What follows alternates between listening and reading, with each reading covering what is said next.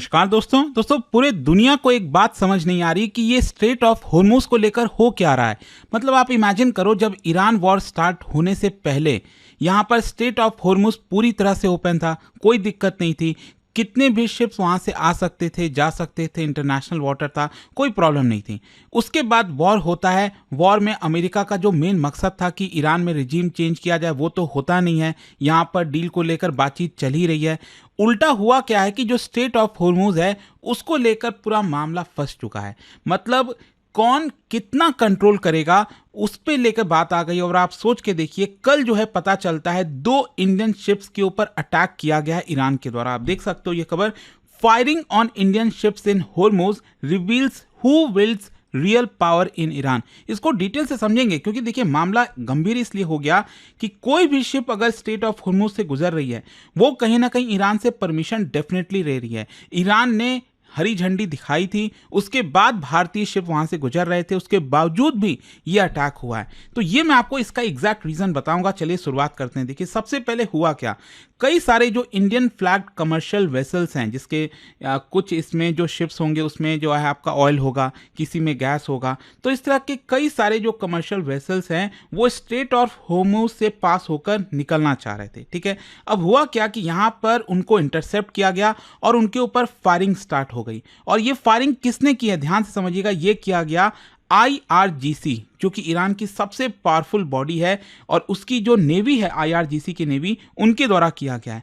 और ऐसा नहीं है कि सभी इंडियन शिप्स के ऊपर हमला हुआ, इनमें से जो 2 शिप्स थे उनके ऊपर गन फायर हुआ है और करीब 13 ऐसे शिप्स हैं जिनको रिट्रीट किया गया। मतलब वो स्ट्रेट ऑफ होर्मुज से पास होना चाह रहे होंगे, वो वापस जो है जाने लग गए। अच्छा, यहाँ पर एक वेसल ऐसा था जो आपका बच निकला, मतलब 2 million barrels of Iraqi crude oil, Iraq में यहाँ पर लोड हुआ होगा क्रूड ऑयल, और वो आपका पास हो गया, सिर्फ एक ही यहाँ पर। और जो डैमेज है, डैमेज में ऐसा नहीं है कि कोई लोगों की जानें गई हैं, ऐसा नहीं है। फायरिंग हुआ है बोट के ऊपर, तो कुछ हद तक जो विंडोज वगैरह हैं वो शैटर हुए होंगे, कुछ डैमेज हुआ होगा शिप को, लेकिन किसी की जान नहीं गई है। ये इंपॉर्टेंट है समझना। तो ये कोई पैरिसी अटैक वगैरह नहीं है, ये स्टेट डायरेक्टेड कोअर्सिव एक्शन है। मतलब खुद ईरान ने कहा होगा तभी ये चीजें हुई हैं। अच्छा, इमीडिएट कॉज समझिए, यहां पर शिप्स को क्यों अटैक किया गया। ये तो आप सब जानते ही हो कि यहां पर डोनाल्ड ट्रंप और जिस तरह से इजराइल ने मिलकर ईरान के ऊपर अटैक किया, उसके बाद जो स्ट्रेट ऑफ होर्मुज है वो ब्लॉकेड देखने को मिला। मतलब ट्रंप ने कह दिया ना कि हम भी ब्लॉक करेंगे स्ट्रेट ऑफ होर्मुज को, और इसी को देखते हुए ईरान की तरफ से रिस्पॉन्स आया कि देखो, स्ट्रेट ऑफ होर्मुज का जो किंग है वो हम हैं। मतलब होर्मुज से कौन सी शिप जाएगी, क्या होगा, वो हम डिसाइड करेंगे। क्योंकि ईरान के पास भी पेट्रोल बोट्स हैं, वार्निंग शॉट्स वो कर सकता है, कंडीशनल पासेज जो रूल्स हैं वो अप्लाई कर सकता है। तो शिप यहाँ पर कंप्लीटली फ्री नहीं है कि वो जब चाहें जैसे चाहें जा सकते हैं। उनको कहीं ना कहीं जो ईरानियन इंस्ट्रक्शंस हैं वो दिए जाते हैं। और इसमें भी इंटरेस्टिंग, अगर आप इस मैप में देखोगे तो नॉर्मल टाइम्स में क्या होता था कि यहाँ पर जो स्ट्रेट ऑफ होर्मुज का सेंटर है वहाँ से ये शिप पास होकर जाते थे, लेकिन उसके बाद क्या हुआ, ईरान ने कह दिया नहीं, आप इधर से होकर जाओ।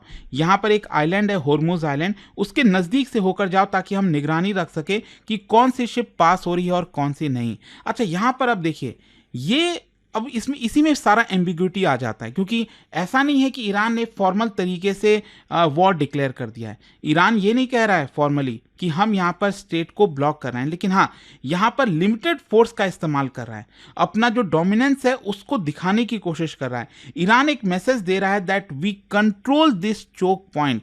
आप कितने भी बड़ी शक्तिशाली देश को ना हो, अगर आप वहां से गुजरना चाहते हो हमारी परमिशन लेनी पड़ेगी। और इसका कारण समझिए क्या है कि पिछले एक दिन पहले यहां पर हुआ क्या था कि ईरान ने डिक्लेयर कर दिया था कि हम स्ट्रेट ऑफ होर्मुज को पूरी तरह से ओपन कर रहे हैं, और वो एक्सपेक्ट कर रहा था कि अमेरिका भी ऐसा करेगा।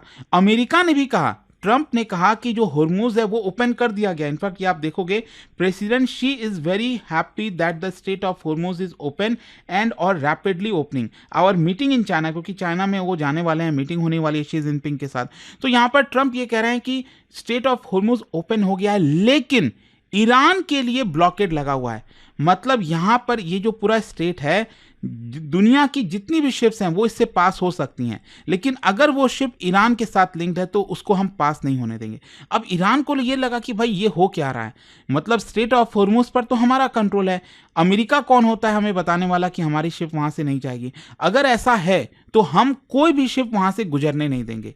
ये ईरान का मेन मकसद आ गया, एंड इसी की वजह से ये सारी प्रॉब्लम्स आपको देखने को मिलेंगी। अच्छा, भारतीय शिप्स के साथ क्या हुआ? देखो, 2 भारतीय शिप के ऊपर अटैक हुआ जो मैंने आपको पहले ही बताया। अब इंपॉर्टेंट ये हो जाता है क्योंकि जो अब्बास अराक्ची हैं उन्होंने ही हरी झंडी दी थी, उन्होंने खुद कहा था खुलकर कि यहां पर जो कमर्शियल शिप्स हैं वो अलाउड है, उनको कोई दिक्कत नहीं आएगी। लेकिन उसके बावजूद भी इंडियन शिप्स के ऊपर अटैक हुआ है, और इसका जिम्मेदार कौन है? IRGC। और इसीलिए ईरान के अंदर जो पावर स्ट्रक्चर है ना, उसको समझने की जरूरत है। बाहरी तौर पर हमें क्या लगता है कि किसी भी देश को गवर्नमेंट कंट्रोल करती है, तो ईरान में भी वैसा ही, जैसे मान लो वहां का प्रेसिडेंट हो गया, फॉरेन मिनिस्टर जो अब्बास अराक्ची हैं, डिप्लोमेटिक इंस्टीट्यूशन, वैसे तो इनको कंट्रोल करना चाहिए, लेकिन इससे भी पावरफुल बॉडी है ईरान में जिसको IRGC कहा जाता है, जो रियल पावर सेंटर है। और ये डायरेक्टली रिपोर्ट किसको करते हैं? सुप्रीम लीडर को। इनको किसी को रिपोर्ट करने की जरूरत नहीं है, और ये लोग strategic weapons, naval operation, state of Hormuz सब कुछ कंट्रोल कर सकते हैं। स्पेशली यहां पर इनका ब्रांच है IRGC की, नेवी की, वो गल्फ वाटर को कंट्रोल करने की कोशिश करती है। तो यही इंपॉर्टेंट हो जाता है कि भले ही सरकार की तरफ से बोला गया कि हाँ हम अलाउ करते हैं, लेकिन एक्चुअल में जो डिसीजन है वो IRGC लेता है। और ऐसा क्यों है? आइडियोलॉजिकल डिवाइड है, क्योंकि जो सिविलियन लीडर्स हैं वो थोड़ा सा प्रैग्मेटिक है, डिप्लोमेटिक है। IRGC तो बहुत हार्ड लाइन है, एंटी वेस्ट है। यहाँ पर स्ट्रैटेजिक ऑटोनॉमी है IRGC के पास। IRGC सिर्फ एक मिलिट्री नहीं है, इकोनॉमिक एम्पायर है, उनका बिजनेस है, पॉलिटिकल इन्फ्लुएंस है, इंटेलिजेंस कंट्रोल है। तो वो state with in a state की तरह बिहेव करते हैं। और सुप्रीम लीडर का भी फैक्टर है, क्योंकि फाइनल अथॉरिटी सुप्रीम लीडर के पास जाती है, और IRGC जो भी कुछ करेगा वो सुप्रीम लीडर के कहने पर करता है। अच्छा, ईरान यहां पर अब एस्केलेट क्यों कर रहा है? क्योंकि अब ऐसा लग रहा था ना कि चीजें ठंडी हो रही हैं, मामला थोड़ा सा शांत हो जाएगा, लेकिन US ईरान कॉन्फ्लिक्ट में जैसा मैंने आपको बताया कि डोनाल्ड ट्रंप ने यहां पर जिस तरह से ईरानियन पोर्ट्स के ऊपर ब्लॉकेड लगा दिया कि वहां से कोई भी शिप आ नहीं सकती, जा नहीं सकती, इसी की वजह से ईरान भी अब यहां पर वापस से एस्केलेट कर रहा है, चोक पॉइंट की स्ट्रैटेजी अपना रहा है। ईरान ये कह रहा है कि देखो, जो स्टेट ऑफ हॉर्मुज है उसको हम जियोपॉलिटिकल वेपन की तरह इस्तेमाल करेंगे। यहां पर अगर वो ओपन रहा तो टेंशन कम होगा, अगर हम इसको क्लोज करते हैं तो ग्लोबल पावर्स का प्रेशर बढ़ेगा, भारत भी प्रेशर डालेगा अमेरिका पर, भाई शांति रखो, ये क्यों कर रहे हो, इससे ऑयल के दाम बढ़ रहे हैं। तो ये भी स्ट्रैटेजी है ईरान की कि वो जानबूझकर ऐसा कर रहा है ताकि हमारे जैसे देश जो है वो ट्रंप के ऊपर प्रेशर डाल सकें। और स्ट्रैटेजिक सिग्नलिंग भी है, मतलब शिप्स के ऊपर फायर करके ईरान ये दिखाना चाह रहा है कि देखो ग्लोबल एनर्जी फ्लोज को वो कंट्रोल करता है, मतलब वो जब चाहे मामले को एस्केलेट कर सकता है। अच्छा, भारतीय शिप्स को ही क्यों अटैक किया गया? कई लोगों के मन में सवाल आएगा। ऐसा नहीं है कि सिर्फ भारतीय शिप्स को किया गया, यहां पर और भी बहुत सारे शिप्स थे, सबके ऊपर अटैक करने की कोशिश की गई, उनको वहां से वापस भागना पड़ा। यह कहा गया कि अगर आप इसको पार करोगे तो आपको इतना ज्यादा पैसा देना पड़ेगा। खैर, यहां पर इंपैक्ट क्या होगा इसका? इंपैक्ट भारत के ऊपर तो ऑब्वियस सी बात है बहुत ज्यादा सीरियस है।